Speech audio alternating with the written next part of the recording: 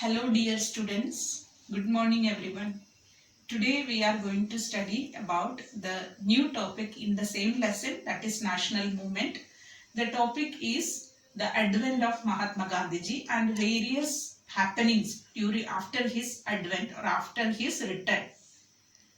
Mahatma Gandhiji, from where he had come from South Africa. From India, uh, he had gone to South Africa to study and to study further.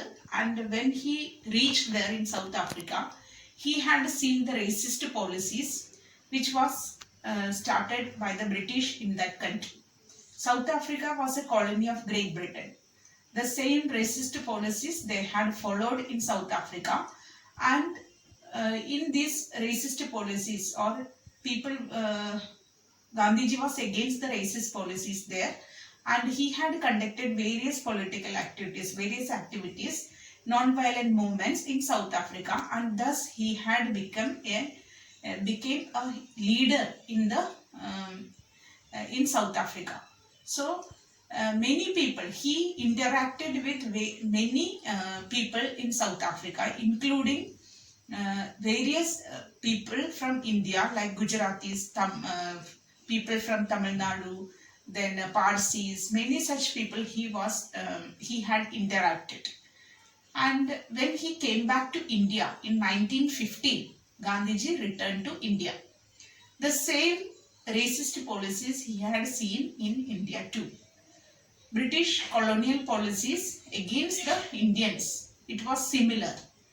When he reached here, next the 1 year he spent to tour around India, tour throughout India, or he had gone to various places, every places in India, and he had realized the problems.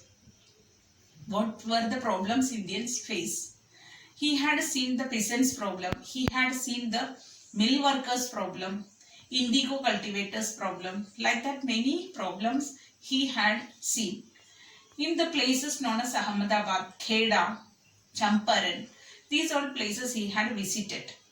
In Ahmedabad, Gandhiji had organized a non-violent satyagraha in the year in 1918, which became successful. Ahmedabad for mill workers to get their demands. He had organized a satyagraha which became successful. And next, another important topic we have to study, that is Rowlatt Satyagraha. Rowlatt Satyagraha, here we can see the British government, they had made or they had enacted a law that was known as Rowlatt Act. The Rowlatt Act was passed in 1919.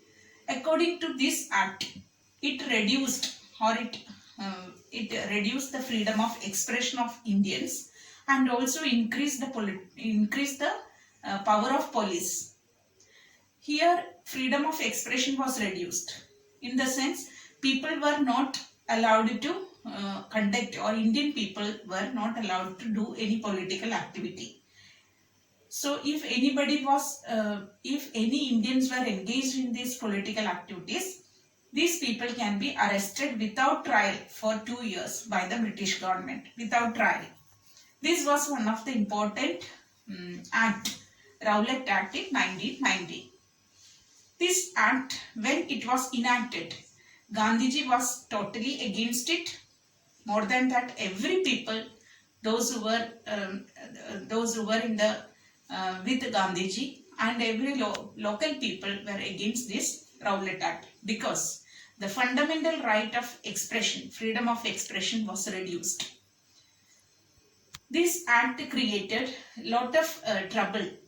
Gandhiji criticized this act as devilish act, and in order to protest against this Rowlatt Act, in 1919, 6th April, Gandhiji had organized a hartal or a strike. Nationwide hartal was organized. Okay.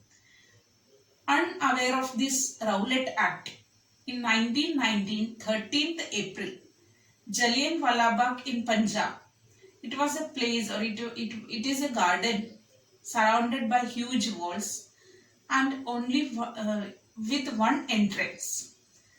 This many people gathered in Jallianwala Bagh in Amritsar in Punjab in 1919, 13th April 1919.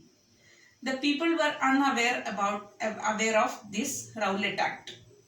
It was said that there was Baisakhi fair, and for that purpose people gathered. So when the mass gathering was done in Amritsar or Jallianwala Bagh, General Dyer, British government gave the order for General Dyer to to shoot or to start the um, to shoot these people. General Dyer with his army, or uh,